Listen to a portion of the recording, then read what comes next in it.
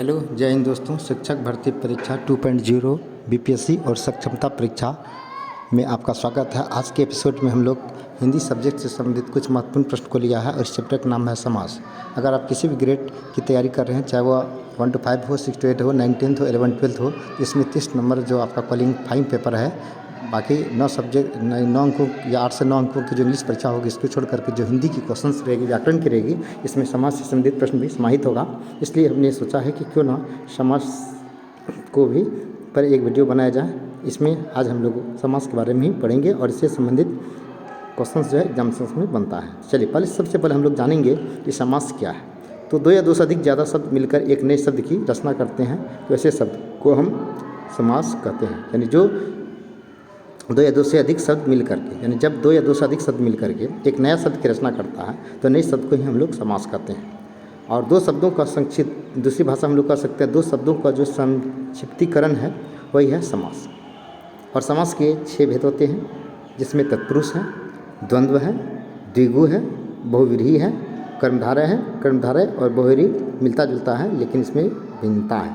जिसका करण कारक और अपादान कारक में भिन्नता है, चिन्ह सेम है, ठीक उसी प्रकार कर्मधारय और बहुव्रीहि समास को ठीक ढंग से समझने की जरूरत है। नहीं तो आप कर्मधारय को बहुव्रीहि और बहुव्रीहि को कर्मधारय समास मान लेंगे। नेक्स्ट है आपका अवयवी भाव। तो ये 6 जो समास का भेद है, बाकी सब का परिभाषा और उदाहरण सहित हम लोग 1 by 1 इसकी एक्सप्लेन करेंगे, व्याख्या करेंगे। तो सबसे पहले है तत्पुरुष। चलिए, वह समास जिसका उत्तर पद, यानी उन शब्द को हम लोग संधि विच्छेद करेंगे। तो संधि विच्छेद करेंगे तो पहला पद प्राप्त होगा, फिर जो है दूसरा पद प्राप्त होगा, यानी उत्तर पद और पूर्व पद, पहला पद और दूसरा पद।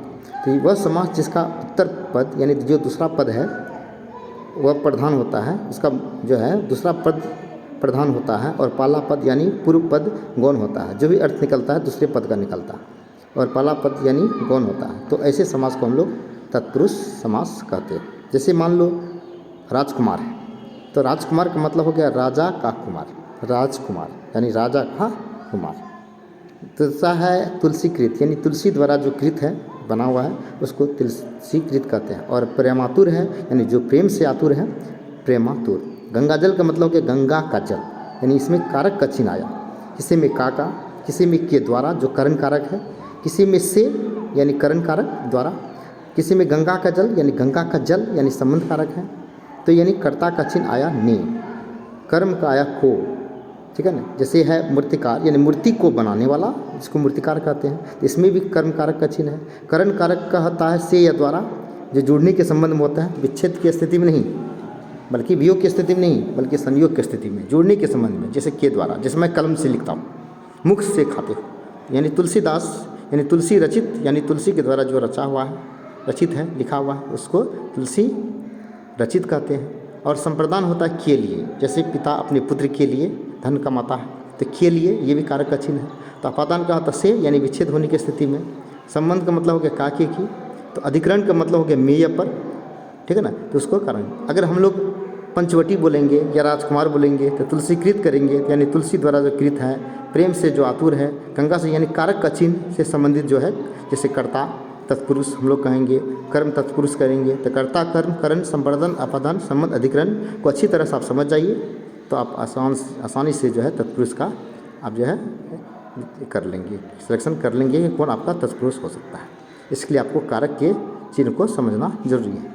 नेक्स्ट है द्वंद्व। वैसे द्वंद्व मिस होता है जोड़ा, और बीच में जो होता है आपका चिन्ह लगा रहता है। वह समास जिसके उत्तर पद और पूर्व पद दोनों पद होते हैं, ऐसे पद को हम लोग द्वंद्व समास करते हैं। इस समास के दोनों पदों को अलग अलग किए जाते हैं, तो उनके बीच कोई चिन्ह आता है, यानी अथवा एवं, मतलब जो है बीच में, और अथवा एवं शब्द आते हैं। जैसे मान लीजिए राधा कृष्ण, कहने का मतलब राधा और कृष्ण, इसलिए राधा कृष्ण हो गया।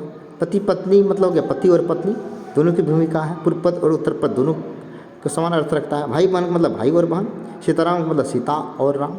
तो बीच में डैश का भी चिन्ह रहेगा, कोलन का, तो आप उसको मानिएगा, ठीक है ना। सीताराम का मतलब सीता और राम, यानी और का चिन्ह, यानी एक दूसरे को जोड़ रहा है, एक प्रकार कंजक्शन है, तो उसको हम लोग द्वंद्व समास कहते हैं।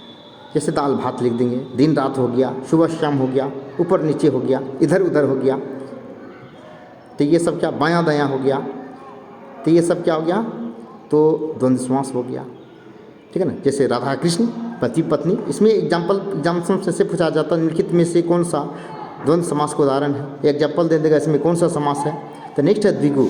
द्विगु का मतलब होता है, देखिए द्विगु संख्यावाचक, जिस समास का जो पूर्व पद होता है संख्यावाचक होता है, यानी उसको हम द्विगु समास कहते हैं। तो वह समास जिसके संख्यावाचक पद आते हैं या संख्यावाचक सब पद होता है, ऐसे समास को हम लोग द्विगु समास करते हैं। बाकी सब समास से यह समास समझने में बहुत आसान है। यानी अब जैसे हम लोग द्विगु संख्यावाचक, जैसे त्रिनेत्र बोलते हैं तो तीन नेत्र वाला अर्थ तो विशेष निकल गया, इसका बोध कर रहा है शिव जी।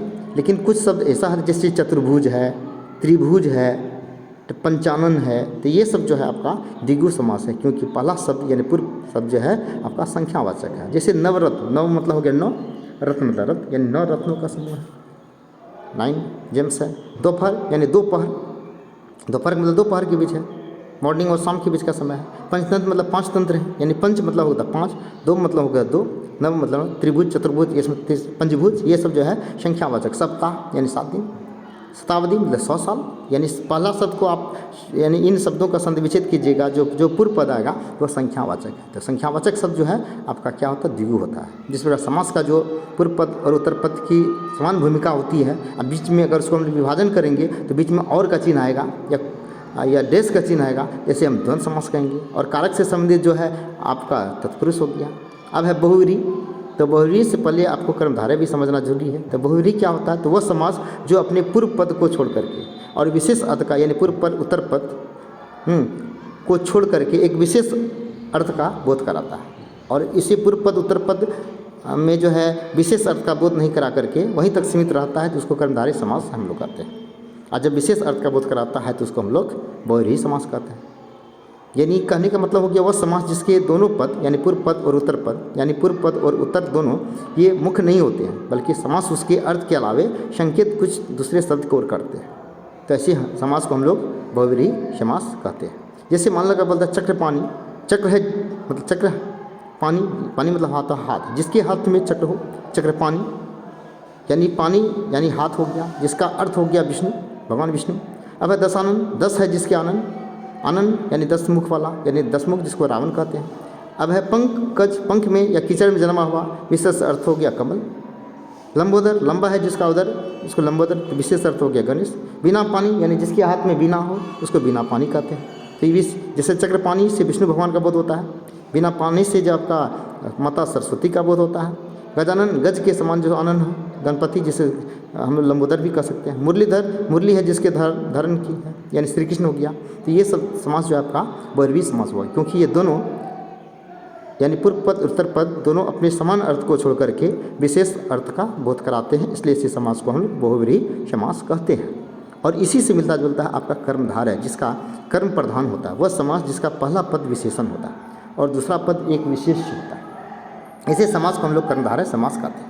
यानी कर्मधारय समास के पदों को अलग करने पर उनके बीच में है या जो या समान ये सब आता है। अब जैसे हम लोग बोलते हैं चंद्रमुख, यानी चंद्रमा के समान मुख है। चंद्रमुख मतलब क्या, चंद्रमा के समान मुख। और हम भी हो सकते हैं, आप भी हो सकते हैं, किसी का भी हो सकता है। एक तुलना किया है, अब तुलना करके किसी विशेष शब्द का बोध नहीं करा रहा है। नीलकमल, नीला है जो कमल, अब बहुत ऐसा होता है नीला कमल हो सकता है, एक ही नहीं है। अब नरसिंह मतलब वह नर जो सिंह के समान दिखता है, तो बहुत सारी नर ऐसा मिलेगा जो सिंह के समान दिखता होगा, कोई एक ही नहीं है। विशेष अर्थ का यहाँ कोई बोध नहीं करा रहा। अब महादेव, मान है जो देव है महादेव, तो श्वेतांबर हो गया, श्वेत है जो अंबर, यानी जो अंबर क्या श्वेत, श्वेतांबर। तो ये सब क्या हो गया आपका कर्मधारय समास हो गया, क्योंकि ये कर्म प्रधान है। अब है नेक्स्ट है अवयवी भाव। तो जिस समास में या वैसा समास जिसका प्रथम पद यानी पूर्व पद अवयव होता है। अवयव का मतलब हो गया, देखिए इसको हम लोग एडवर्ब कहा जाता है, जो क्रिया विशेषण ये सब का बोध कराता है। अब जैसे मान लो कि यहाँ है, वहाँ है, इधर है, उधर है, प्रतीक है, अनुसार है, इत्यादि वगैरह वगैरह, ये सब क्या हो गया अवयवी भाव होता है, यानी अवयव होता है, एडवर्ब होता है, इसे अवयवी भाव समास कहते हैं। इसमें अवयव पद का, जिसमें लिंग वचन विभक्ति का बदलने पर भी उसमें वाक्य में कोई परिवर्तन नहीं होता, उसको हम लोग कहते हैं अवयवी भाव। या लिंग वचन और कारक बदलने पर भी वह हमेशा सेम शब्द का प्रयोग सबके साथ किया जाता है, तो उसे हम अवयव कहते हैं, कारक नहीं बदलता है। जैसे लेकिन हमेशा एक जैसा रहता है, यही समस्त पद अवयव बन जाता है। जैसे मान लीजिए यथाशक्ति, मतलब शक्ति के अनुसार। अब हम इसका प्रयोग मेल के लिए कर सकते हैं, फीमेल के लिए कर सकते हैं, एक वचन नाउन के लिए भी कर सकते हैं, बहुवचन नाउन के लिए भी कर सकते हैं। प्रतिवर्ष इसका प्रयोग लड़का के लिए भी कर सकते हैं, लड़की के लिए भी कर सकते हैं, एक के लिए भी कर सकते हैं, अनेक के लिए भी कर सकते हैं। जैसे मैं प्रत्येक वर्ष दिल्ली जाता हूँ, और लड़की भी कहेगी मैं प्रत्येक वर्ष दिल्ली जाती हूँ, और हम लोग प्रत्येक वर्ष दिल्ली जाते हैं, या मैं प्रत्येक वर्ष दिल्ली जाता हूँ। या एक वचन, बहुवचन, स्त्रीलिंग, पुल्लिंग सबके लिए प्रतिवर्ष शब्द का प्रयोग किया गया। यानी लिंग वचन बदलने के बाद भी इस शब्द के रूप में कोई परिवर्तन नहीं हुआ, इसलिए हम लोग उसे अवयवी भाव कहते हैं। अर्थात यह पहला पूर्व पद जो होता है अवयव होता है। अवयव का मतलब हो गया वहाँ संख्या स्थानवाचक भी हो सकता है, यहाँ वहाँ इधर उधर, प्रत्येक, अनुसार, ये सब है। तो जैसे प्रतिवर्ष प्रत्येक वर्ष हो गया, घर घर मतलब प्रत्येक घर हो गया, प्रतिदिन मतलब प्रत्येक दिन। अब प्रतिदिन शब्द का प्रयोग सबके लिए किया जा सकता है, एक वचन के लिए, बहुवचन के लिए भी, स्त्रीलिंग के लिए भी, पुल्लिंग वाले शब्द के लिए, यथाक्रम मतलब क्रम के अनुसार। तो ये सारे के सारे शब्द आपका अविभाव है। इस प्रकार हम लोगों ने आज की वीडियो में समास को देखा, और समास सबसे पहले समास का सिलेक्शन कैसे होगा, तो सिलेक्शन करने से पहले इसकी परिभाषा को जानना होगा, इसकी कंसेप्ट को जानना होगा। केवल उदाहरण के द्वारा सीखने से जो है आप इसको सही तरह से आप समास को नहीं पढ़ पाइएगा, नहीं बना पाइएगा। इसलिए आपको इसकी जो है आपको कंसेप्ट को जानना जरूरी है, इसकी परिभाषा को जानना है, फिर एग्जाम्पल को जानना है। उसके आधार पर आप जो शब्द को पकड़ना है, तब आसानी से आप जो है समास के बारे में अच्छी तरह से जान सकते हैं। इसलिए इसमें जो डिफिनेशन दिया गया आप एक से शुरू से लेकर अंत तक एक बार देखेंगे, फिर इसको बनाने का प्रयास करेंगे, और टेक्स्ट बुक से भी इसको बनाने का प्रयास करेंगे। चलिए, बहुत इंपॉर्टेंट है, खास करके क्वालिफाइंग पेपर के लिए। चलिए, इस तरह का हम लोग बीच बीच में जो एक जो है इस पर ज़्यादा समय इन्वेस्ट हम लोग नहीं करेंगे, और जो थोड़ा बहुत सप्ताह में 1-2 दिन इसमें प्रैक्टिस कर लेना है। और मेन जो है आपका जो मूल पेपर है, जो मेन पेपर, उस पर ज़्यादा फोकस करने की ज़रूरत है। बीच बीच में हम लोग 1-2 वीडियोज़ पर बनाते रहेंगे। चलिए, धन्यवाद। Have a nice day everyone.